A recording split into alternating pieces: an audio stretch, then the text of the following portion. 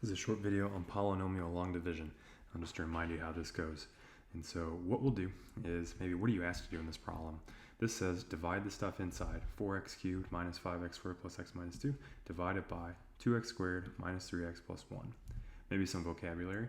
We would call this inside here the dividend, and we would call this outside stuff here the thing you're dividing by, the divisor, in case you ever hear those words. Now what we'll do is get into how do you actually do it.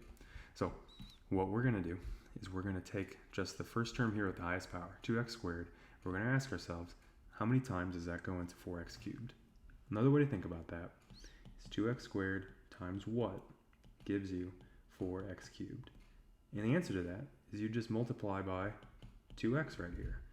So use some exponent rules to do that maybe.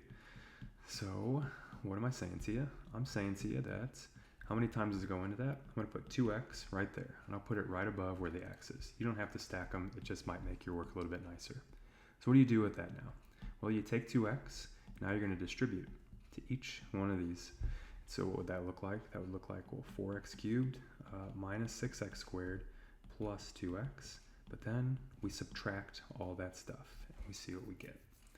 So when I actually do subtract now, we see that we're going to get no x cubes, right? This would really be plus 6x squared, so minus 5 of them would leave you with a single x squared. And then similarly here, this is really x minus 2x because of this minus sign out here. So minus x. And the last thing that you do is you bring down that last piece, minus 2. And we're going to try to play the exact same game. I'm going to get rid of some of this stuff here. So now we ask the same question.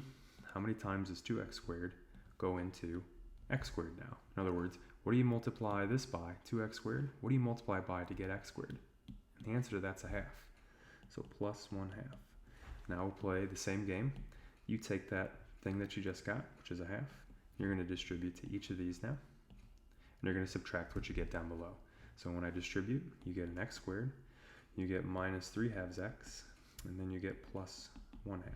But remember, you're subtracting all that good stuff. So when you actually subtract, it looks like the x squareds cancel. This would be, the green is minus x, really plus 3/2 x though, leaves you with a positive 1/2 x. And then at the end, minus 2, and then minus 1/2 is the same thing as minus 5/2. Now we're going to start naming some stuff. And so let me get rid of some of these. What we're going to do is we're going to call this stuff up here your quotient. Maybe you've heard that word before when you're dividing. And we'll call this stuff down here, we'll call that the remainder. Now maybe I should say, how do I know I'm done? I kind of skipped that. Sorry about that. How do I know I'm done? When I go to play my game again, how many times does 2x squared go into 1/2 x? That power on x here is a lot bigger than the power on x here. That's what indicates that you're done.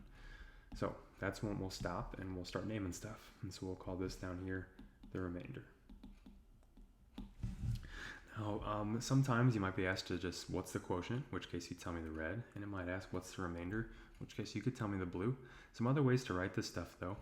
If I was to put all of this information together into maybe one equation, kind of like Euclid did with numbers back like 3,000 years ago, what we could write so far is we just figured out that the big polynomial, 4x cubed minus 5x squared plus x minus 2 is equal to what we divided by, 2x squared minus 3x plus 1, times your quotient, which is the red up there, 2x plus 1/2, but then plus the remainder. In other words, you'd have this much left over.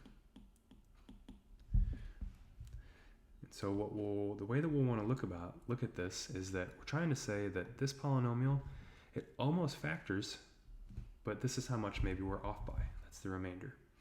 And that might be a useful way to start thinking about what we're doing with this stuff. Now this is one way to write your answer. Now what I'm going to do is show you one final way that you might be asked to write your answer. What I'm going to do is, what if I divide everything that I see by 2x squared minus 3x plus 1? In other words, the thing you're asked to divide by. So if I do some simplifying, well, all that cancels there. I guess I should write it over here too, shouldn't I? 2x squared minus 3x plus 1. So if I rewrite this stuff, maybe with getting rid of the cancellation, I'll just throw those away, and I would just be left with the 2x plus 1/2. And my plus sign there. That looks good. And I'll just drag this stuff together. So this might be one other way that answers are written, where we would say that you know, this fraction is actually equal to kind of this whole piece, their quotient, plus some people might write the remainder this way where they put the divisor in the bottom.